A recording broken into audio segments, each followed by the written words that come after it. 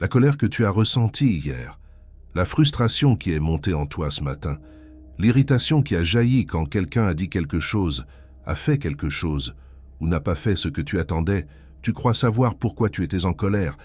Tu as une histoire, une raison, une justification. Mais, et si je te disais que ta colère n'a presque rien à voir avec ce qui, selon toi, l'a provoqué?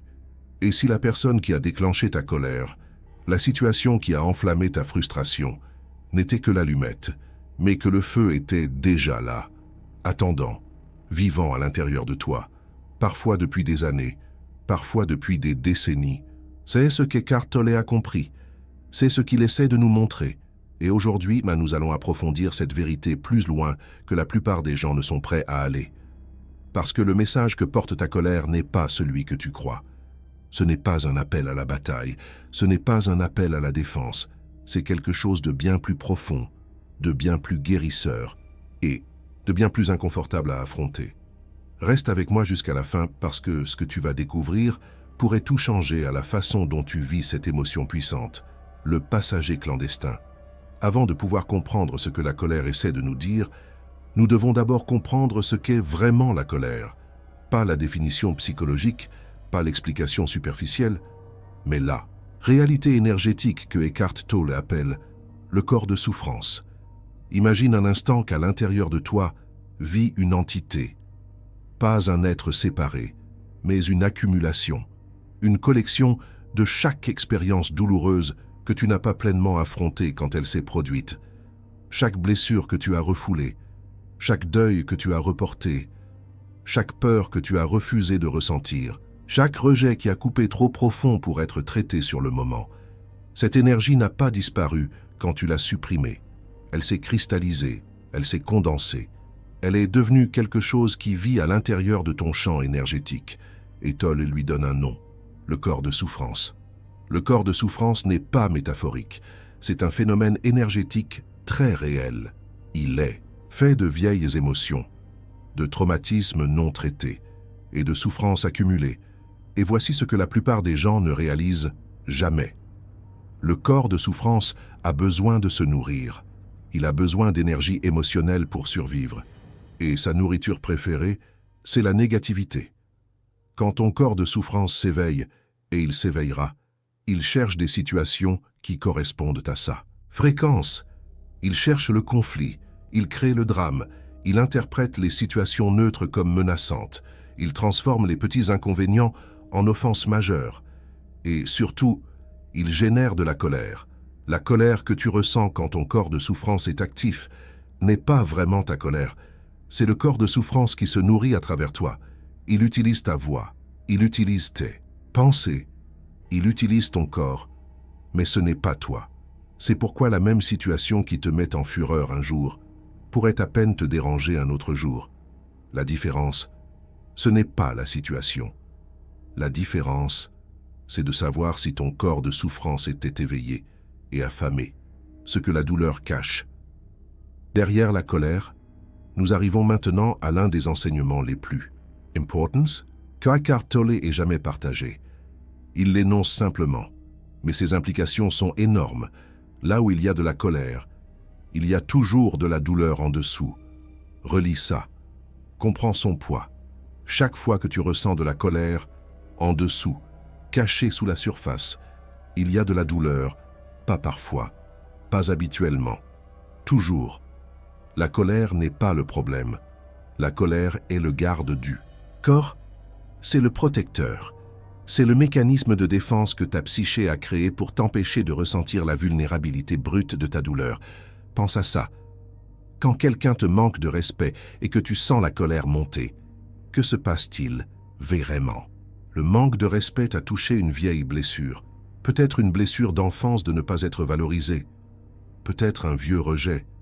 Peut-être une peur profonde de ne pas être à la hauteur. La colère monte, non pas parce que le manque de respect compte tellement dans ce moment, mais parce qu'il a piqué une douleur qui était déjà là. Ta colère essaie de te dire quelque chose. Elle dit, « Il y a une douleur non guérie ici. Il y a quelque chose que j'ai protégé. Il y a une blessure qui a encore besoin d'attention. » Mais la plupart des gens n'entendent jamais ce message. Ils sont trop occupés à diriger la colère vers l'extérieur. Ils sont trop occupés à blâmer, à accuser, à se défendre, à attaquer. Ils ratent tout le sens. La colère n'a jamais concerné l'autre personne. La colère a toujours été un signal concernant quelque chose à l'intérieur. Quand ton cerveau se déconnecte, voici où les neurosciences modernes confirment ce que Tolle enseigne. Quand la colère survient dans ton corps, quelque chose de remarquable se produit dans ton cerveau. L'amygdale, qui est ton système d'alarme émotionnel, se déclenche presque instantanément.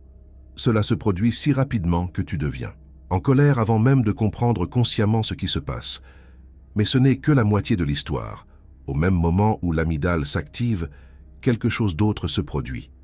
Le cortex préfrontal, qui est la partie de ton cerveau responsable du raisonnement, de la logique, du contrôle des impulsions et de la prise de décision éclairée, devient supprimé. Son activité diminue. Il se déconnecte, en quelque sorte. C'est pourquoi tu dis des choses dans la colère que tu ne dirais jamais autrement. C'est pourquoi tu prends des décisions dans la rage que tu regrettes profondément. C'est pourquoi, en regardant en arrière des moments de colère, tu te reconnais à peine, parce que dans ces moments-là que la partie de toi capable de reconnaissance ne fonctionnait pas pleinement. Ton cerveau en colère n'est pas ton cerveau en pleine sagesse. Ce sont deux états très différents. Et voici ce qui rend cela encore plus complexe. Quand tu exprimes de la colère, quand tu cries, quand tu t'emportes, quand tu évacues ta frustration, ton cerveau libère de la dopamine, le même neurotransmetteur impliqué dans le plaisir et la récompense, la même substance chimique impliquée dans la dépendance. C'est pourquoi exprimer de la colère peut sembler si satisfaisant sur le moment. C'est pourquoi certaines personnes deviennent, dans un sens très réel, accros à la colère. Chaque explosion donne un petit coup de dopamine, une petite poussée de sentiment de puissance, un petit moment de libération. Et puis, le cycle continue. Mais voici ce que Tolle comprend, et que les neurosciences commencent seulement à confirmer. Ce cycle te maintient piégé. Chaque expression de colère réactive renforce le schéma. Chaque alimentation du corps de souffrance le rend plus fort, plus affamé, plus dominant. La voie de sortie n'est pas l'expression. La voie de sortie est la conscience, le changement décisif. Eckhart Tolle enseigne qu'il y a un moment décisif dans la gestion de toute émotion négative, y compris la colère. C'est le moment où tu passes de l'identification à l'émotion à l'observation de l'émotion. Cela semble simple, ça ne l'est pas. Cela exige une présence énorme, mais ça change tout. Quand tu es identifié à la colère, tu es la colère. Il n'y a pas de séparation. La colère pense à travers toi, parle à travers toi, agit à travers toi. Tu dis des choses comme « je suis tellement en colère » et à ce moment-là, c'est vrai, tout ton être a fusionné avec la colère. Mais quand tu observes la colère, quelque chose de différent se produit. Il y a soudainement un espace, un vide. La colère est toujours là. Mais maintenant, il y a aussi la conscience de la colère. Et cette conscience n'est pas en colère. Cette conscience est paisible. Cette conscience, c'est toi. Le VR est toi. La conscience qui existe sous tous les états émotionnels. Eckhart Tolle le décrit de cette façon. Concentre ton attention sur la sensation à l'intérieur de toi. Sache que c'est le corps de souffrance. Accepte qu'il soit là. Ne pense pas à lui. Ne laisse pas la sensation se transformer en pensée. Ne juge pas et n'analyse pas. Ne te construis pas une identité à partir de lui.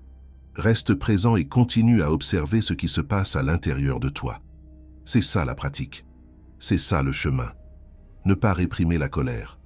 Ne pas exprimer la colère, mais être témoin de la colère. Être présent à elle sans la devenir. Quand tu fais ça, quelque chose de remarquable se produit. La colère ne reçoit pas la réaction dont elle a besoin pour survivre. Le corps de souffrance ne reçoit pas sa nourriture. Et graduellement, naturellement, l'intensité diminue. Pas parce que tu l'as forcée à partir, mais parce que tu as arrêté de lui donner le carburant inconscient dont elle avait besoin, ce que la colère veut vraiment. Maintenant, nous pouvons enfin répondre à la question. Qu'est-ce que ta colère essaie vraiment de te dire? Elle te dit qu'il y a une douleur à l'intérieur de toi qui a besoin d'attention, Une vraie attention. Pas l'attention de l'analyse et de la fabrication d'histoires. Pas l'attention du blâme et de la justification. Mais l'attention de la pure présence. L'attention de la conscience compatissante. Ta colère est un messager, comme un voyant d'alerte sur un tableau de bord. Elle indique que quelque chose a besoin d'être soigné. L'erreur que la plupart des gens font est soit de fracasser le voyant, ce qui est la répression, soit d'accélérer le moteur plus fort, ce qui est l'expression. Ni l'un ni l'autre ne s'attaque à ce que le voyant signalait. La colère pointe vers la douleur demande à être ressentie, vraiment ressentie, sans résistance, sans histoire, sans lui faire signifier quelque chose sur qui tu es ou ce qui t'a été fait. Juste ressenti, reconnu, maintenu dans la conscience. C'est un travail profond, c'est un travail de guérison, et il ne peut pas être précipité. Mais chaque fois que tu attrapes ta colère tôt, chaque fois que tu la reconnais comme le corps de souffrance qui s'éveille, chaque fois que tu choisis la présence plutôt que la réaction, tu affaiblis le schéma. Tu dissous un peu plus de la douleur accumulée. Tu deviens un peu plus libre. Le cadeau caché dans le feu. Voici ce que la plupart des enseignements spirituels ne te diront pas. Ta colère, correctement comprise, n'est pas ton ennemi. Elle est potentiellement l'un de tes plus grands professeurs. Chaque éruption de colère te montre exactement où tu as encore des blessures non guéries. C'est comme une carte de ta propre douleur inconsciente. Sans la colère, tu ne découvriras peut-être jamais ces endroits cachés. Tu pourrais vivre toute ta vie avec des blessures qui s'infectent sous la surface, sans jamais savoir qu'elles étaient là, sans jamais avoir l'occasion de les guérir. Les situations qui te déclenchent le plus, les personnes qui te mettent le plus facilement en colère, te montrent ton travail le plus profond. Elles ne sont pas tes ennemis, d'une étrange façon. Elles sont tes professeurs. Elles activent ce qui était déjà là, afin que tu aies enfin la chance de le voir, de le ressentir et de le libérer. Cela ne signifie pas que tu dois rechercher des situations qui te mettent en colère. Cela ne signifie pas que tu dois tolérer les abus ou les mauvais traitements. Tu peux te retirer de situations nuisibles tout en utilisant la colère qu'elles ont déclenchée comme information sur ton paysage intérieur. Mais cela signifie que la prochaine fois que la colère montera en toi, avant de parler, avant d'agir, avant de réagir comme tu le faisais dans le passé, tu fais une pause. Tu te demandes, quelle douleur cette colère protège-t-elle? Quelle blessure cette situation vient-elle de toucher? Quel est le message ici pour moi? Cette seule question, posée sincèrement, peut transformer toute ta relation avec la colère. Si cet enseignement résonne avec quelque chose de profond en toi, si tu sens que tu es prêt à explorer la relation entre tes émotions et ton éveil, envisage de soutenir cette chaîne grâce à Super Thanks. Ta contribution nous aide à continuer d'apporter ces enseignements transformateurs aux âmes du monde entier qui cherchent à se libérer de la souffrance. La lumière en moi honore la lumière en toi. La pratique du traitement conscient. Permettez-moi de partager avec vous une pratique qui intègre tout ce dont nous avons parlé. La prochaine fois que tu sentiras la colère monter, et il y aura une prochaine fois, et c'est ceci. Premièrement, fais une pause. Ne parle pas, n'agis pas. Fais juste une pause.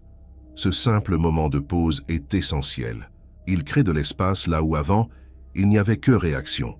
Deuxièmement, respire. Prends une respiration consciente. Sens la respiration entrer dans ton corps. Cela t'ancre dans le moment présent et commence à engager le cortex préfrontal que la colère a supprimé. Troisièmement, localise la colère dans ton corps. Où la sens-tu? Ta poitrine, ta mâchoire, tes poings, ton estomac. La colère a toujours un emplacement physique. Trouve-le.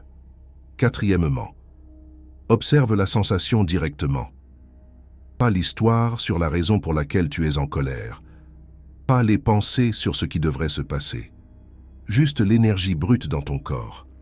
Qu'est-ce que ça fait vraiment? Chaud, tendu, pulsatile. Observe-la comme un scientifique observant un phénomène. Cinquièmement, pose la question. Quelle douleur se cache derrière ça? Et puis attends. Ne pense pas à une réponse. Laisse la réponse surgir du corps, de la sensation elle-même. Parfois, rien ne vient immédiatement. Ce n'est pas grave. La question a été posée. Sixièmement, Reste présent. Continue d'observer. Continue de respirer. Continue d'être le témoin plutôt que le participant. Regarde ce qui arrive à l'énergie quand tu lui accordes de l'attention sans réaction. Cette pratique ne supprime pas la colère. Elle n'exprime pas la colère. Elle transmute la colère. Elle utilise l'énergie de la colère comme carburant pour l'éveil plutôt que comme carburant pour l'inconscience. Le voyage continue. Comprendre ce que ta colère te dit n'est pas une perspicacité unique. C'est une pratique à laquelle tu reviens encore et encore. Il y aura des moments où tu oublieras, des moments où le corps de souffrance sera tellement activé que tu seras emporté avant de pouvoir te souvenir d'observer. Des moments où tu réagiras selon de vieux schémas et ressentiras les conséquences familières du regret. Ce n'est pas un échec, c'est ça le chemin. Chaque fois que tu te rattrapes, même après les faits, même des heures plus tard, tu renforces ta capacité de conscience. Tu apprends quelque chose sur tes schémas. Tu deviens un peu plus conscient. Eckhart Tolle dit que les émotions ne sont pas personnelles. Ce sont des conditions de l'esprit humain. Elles vont et viennent. Rien de ce qui va et vient n'est toi. C'est ça la liberté. Savoir que la colère te traverse, mais n'est pas toi. Savoir que tu peux ressentir pleinement la colère sans devenir la colère. Savoir que sous chaque tempête d'émotions, il y a un calme que rien ne peut perturber. Ce calme est ta vraie nature. La colère est temporaire. La douleur est temporaire. Même le corps de souffrance, avec suffisamment d'attention consciente, peut se dissoudre. Mais la conscience qui observe tout cela, qui est témoin de la colère et de la paix, qui reste inchangée que l'esprit soit turbulent ou calme, cette conscience est permanente. Cette conscience, c'est ce que tu es, vraiment. Et quand tu te connais comme cette conscience, la colère perd son pouvoir sur toi. Pas parce que tu ne peux plus la ressentir, mais parce que tu la reconnais pour ce qu'elle est, un phénomène qui surgit et qui passe dans l'espace infini de la conscience. Un messager porteur d'informations importantes, un professeur qui indique la voie de la guérison. Jamais plus ton maître, jamais plus ton identité. Prends un instant, maintenant. Remarque ce que tu ressens après avoir entendu ces mots. Y a-t-il de la résistance, de la curiosité, de la reconnaissance? Quoi qu'il y ait, observe-le. C'est ça la pratique. C'est ça le chemin. C'est vers cela que ta colère a toujours essayé de te mener. Le moment présent. Le seul endroit où la guérison se produit. Le seul endroit où tu es vraiment libre. Si tu as trouvé de la valeur dans ces enseignements, partage ce message avec quelqu'un qui lutte contre la colère. Parfois, les mots dont nous avons besoin arrivent par des canaux inattendus. Et si tu veux explorer davantage d'enseignements de cette voie d'éveil conscient, abonne-toi et rejoins-nous dans ce voyage. De nouvelles perspectives t'attendent à chaque instant de présence. La colère que tu portes n'est pas ton ennemi, c'est ton invitation. Vas-tu l'accepter? La sagesse antique, confirmée par la science moderne. Il se passe quelque chose de profond à notre époque. Les anciens enseignements spirituels sur la colère et les émotions sont validés par les neurosciences modernes. D'une manière qui aurait semblé impossible il y a quelques décennies à peine, les chercheurs ont découvert que la colère chronique n'affecte pas seulement ton esprit, elle affecte tout ton système physique. Des études montrent que les épisodes fréquents de colère sont associés à une mortalité précoce, à un risque cardiovasculaire accru et à une inflammation chronique dans tout le corps. La colère qui, selon toi, te protège, te détruit lentement de l'intérieur. Mais voici ce qui rend cela encore plus intéressant. Les scientifiques ont constaté que, lorsque tu observes simplement la colère sans y réagir, lorsque tu pratiques ce qu'Eckhart Tolle appelle être témoin, le cerveau commence à changer. La connexion entre tes centres émotionnels et tes centres de raisonnement se renforce. L'amygdale, ce système d'alarme dont nous avons parlé, devient moins réactive avec le temps. Le cortex préfrontal, ton centre de sagesse et de choix, gagne en influence. En d'autres termes, la pratique qu'Eckhart Tolle enseigne n'est pas seulement une philosophie spirituelle, c'est de la neuroplasticité en action. Tu recables littéralement ton cerveau chaque fois que tu choisis la présence plutôt que la réaction. Chaque fois que tu observes la colère, au lieu de devenir la colère, tu construis de nouvelles voies neuronales qui facilitent la présence future. C'est pourquoi la pratique est si importante. C'est pourquoi se présenter encore et encore, même lorsque tu échoues, même lorsque tu réagis, même lorsque le corps de souffrance semble gagner, est important. Parce que chaque moment de conscience laisse une trace. Chaque observation affaiblit l'ancien schéma et renforce le nouveau. Les personnes qui pratiquent cela depuis des années rapportent quelque chose de remarquable. Elles disent que la colère surgit toujours, mais qu'elle les traverse différemment. Elle ne colle pas comme avant. Elle ne prend pas le dessus comme autrefois. Il y a un espace maintenant, une liberté qui n'était pas là avant. La colère vient, délivre son message et s'en va. Et elle reste présente tout au long du processus. Ce n'est pas de la suppression. Ce n'est pas un contournement spirituel. C'est une véritable transformation au niveau du cerveau et de l'être. Les 3 types de colère. Pour approfondir notre compréhension, distinguons 3 types de colère différents, car ils nécessitent des approches légèrement différentes. La première est la colère situationnelle. C'est la colère qui survient en réponse à quelque chose qui se passe maintenant. Quelqu'un te coupe la route en voiture. Quelqu'un te parle grossièrement. Quelque chose ne se passe pas comme prévu. Cette colère a tendance à être relativement fraîche et relativement superficielle. Le corps de souffrance l'utilise pour se nourrir, mais le déclencheur est externe et présent. Avec la colère situationnelle, la pratique est simple. Fais une pause, respire, observe. Demande-toi quelle douleur cela touche, souvent. Tu constateras que l'intensité de ta colère est disproportionnée par rapport à la situation. Cette disproportion est ton indice qu'il y a quelque chose de plus profond en jeu. La deuxième est la colère accumulée. C'est la colère qui s'est accumulée avec le temps. Peut-être à cause d'une relation où tu ne pouvais pas exprimer ce que tu ressentais. Peut-être à cause d'une situation de travail où l'injustice se répétait jour après jour. Peut-être à cause de circonstances de la vie qui semblaient injustes mais immuables. Cette colère se ressent souvent comme une pression, un poids, quelque chose qui mijote toujours sous la surface. Avec la colère accumulée, la pratique nécessite plus de temps et souvent plus de soutien. Écrire un journal peut aider. Travailler avec un thérapeute ou un conseiller peut aider. Les pratiques physiques profondes comme l'exercice intensif ou la respiration profonde peuvent aider à déplacer l'énergie bloquée. Le but n'est pas d'évacuer ou de déverser la colère sur les autres, mais de créer de l'espace pour qu'elle soit ressentie et libérée de manière saine. La troisième est la colère ancienne. C'est la colère la plus ancienne, souvent enracinée dans l'enfance. Elle peut être liée à des expériences dont tu te souviens à peine ou que tu as complètement oubliées. Cette colère vit profondément dans le corps de souffrance. Elle peut être déclenchée par des choses apparemment petites, parce que la petite chose résonne avec quelque chose de très ancien et de très blessé, avec la colère ancienne. La patience et la compassion sont essentielles. Ce type de colère nécessite souvent des années de travail doux.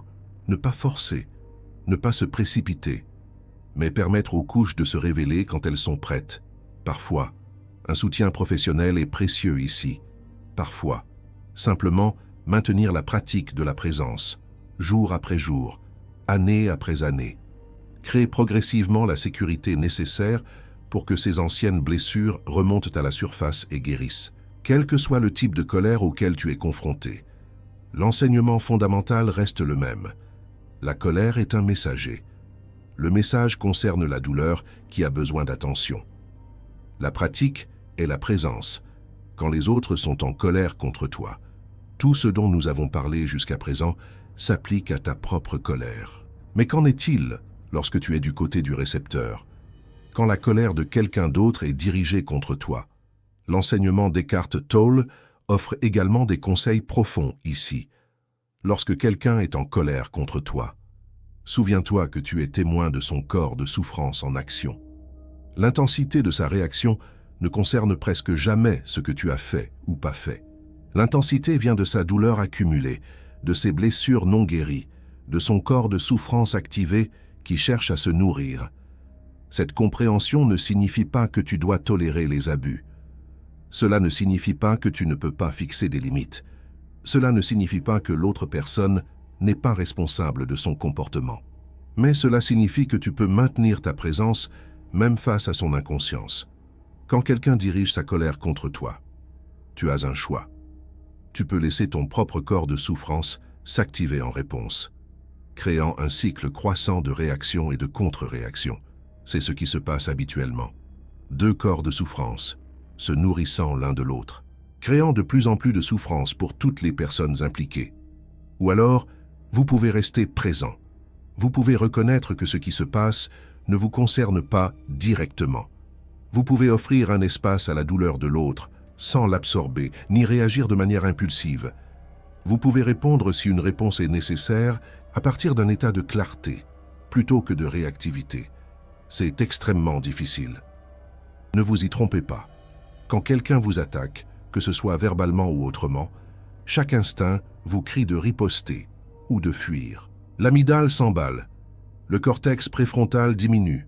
Tout votre système se prépare au conflit.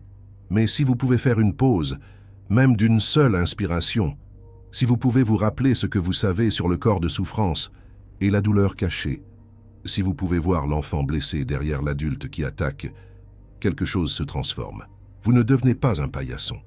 Vous devenez en fait plus puissant, parce que vous agissez à partir de la conscience, plutôt qu'à partir du conditionnement, à partir de la présence, plutôt qu'à partir d'un schéma répétitif. L'autre personne peut le remarquer ou non. Son corps de souffrance peut se calmer ou non. Cela ne dépend pas de vous. Mais votre état intérieur, votre paix, votre liberté face à sa tempête émotionnelle, cela c'est sous votre contrôle.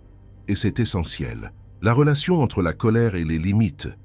Certaines personnes comprennent mal les enseignements spirituels sur la colère. Elles pensent que si la colère n'est que le corps de souffrance, si nous devons observer plutôt que réagir, alors nous devons accepter tout ce qui nous arrive.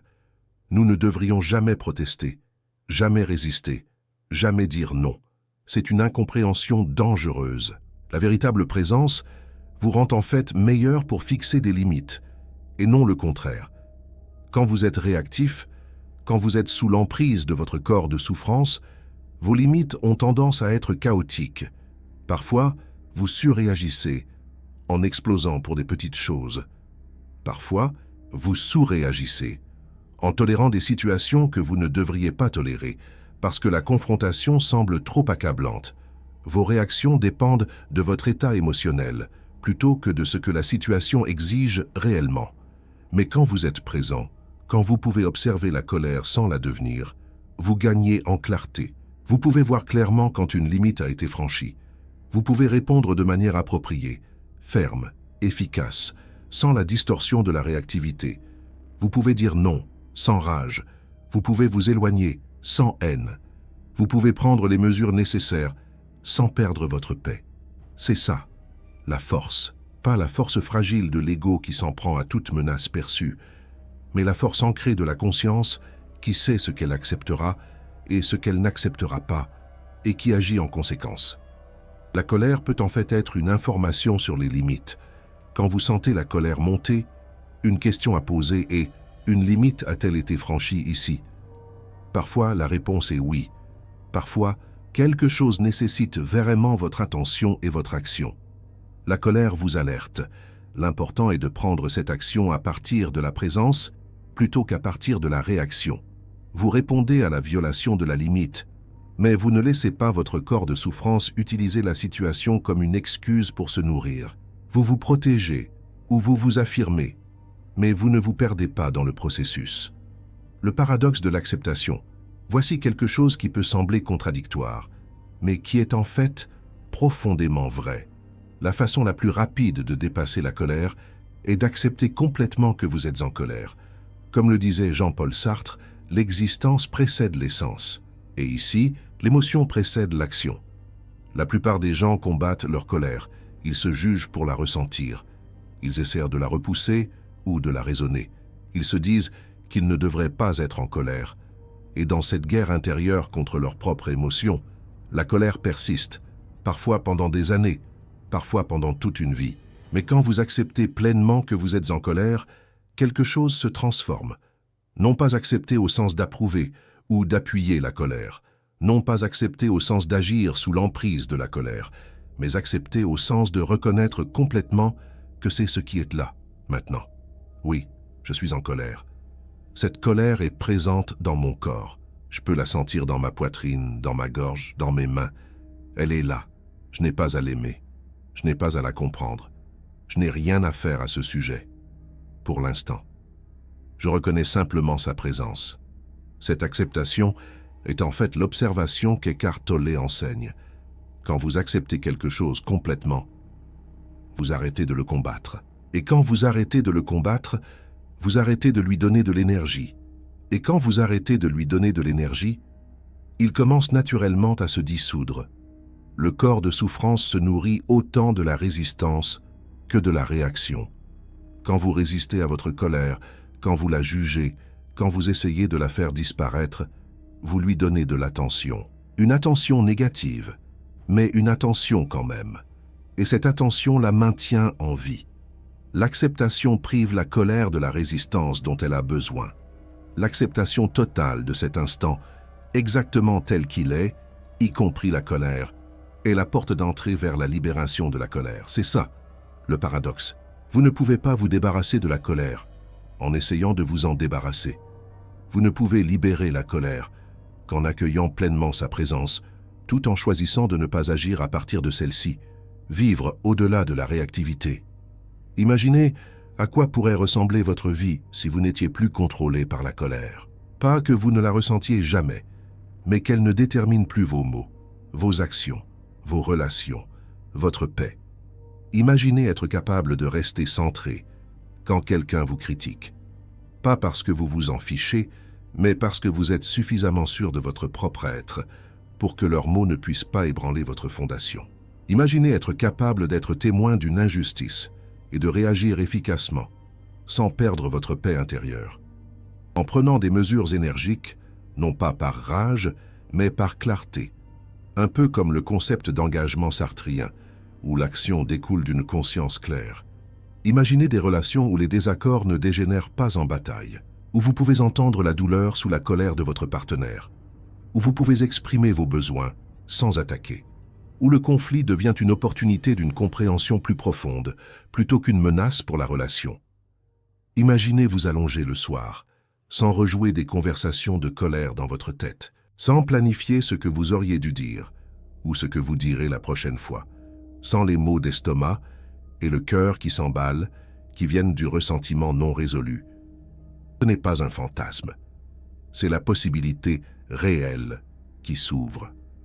Quand vous comprenez ce que votre colère vous dit vraiment et quand vous pratiquez la présence de manière cohérente au fil du temps. Cela ne se fait pas du jour au lendemain. Le corps de souffrance s'est souvent construit pendant des décennies. Les voies neuronales de la réactivité sont profondément usées, mais chaque moment de présence compte. Chaque observation affaiblit l'ancien schéma.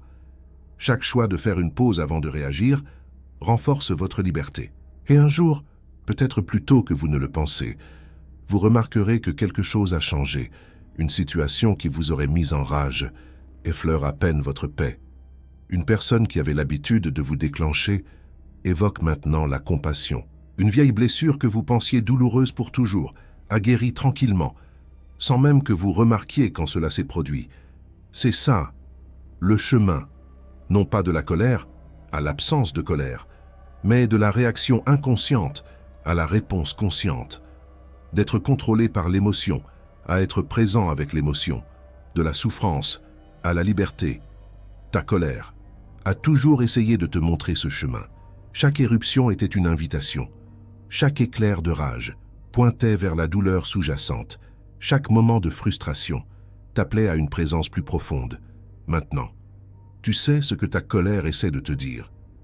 La question est, qu'est-ce que tu vas faire de cette connaissance? La pratique t'attend. L'instant présent est là, et la guérison vers laquelle ta colère t'a guidé est enfin possible. Prends une respiration consciente. Maintenant, ressens-la.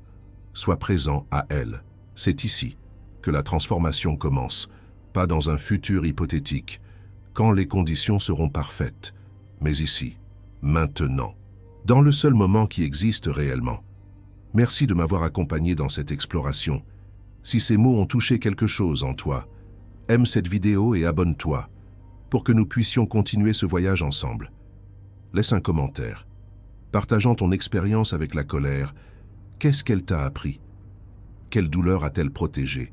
Ton histoire pourrait être exactement ce que quelqu'un d'autre a besoin d'entendre aujourd'hui, peut-être même Marie ou Jean, qui se sentent seuls avec leur propre fardeau émotionnel.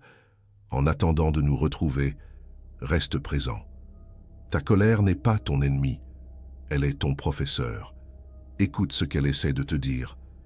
Le message est toujours le même. Il y a de la douleur ici, qui a besoin de ton amour. Il y a une guérison, qui attend ta présence. Il y a une liberté, de l'autre côté de la conscience. Cette conscience, que Sartre appelait la liberté fondamentale de l'être humain. Tu n'es pas ta colère, tu es la conscience qui peut observer la colère, et cette conscience est déjà libre, déjà paisible, déjà entière. Souviens-toi de cela, et laisse ta colère, enfin, te ramener à la maison, te ramener à toi-même, à cet espace de paix intérieure que même les philosophes comme Camus cherchaient à travers l'absurde de l'existence. Écoute Eckhart Tolle, il sait de quoi il parle.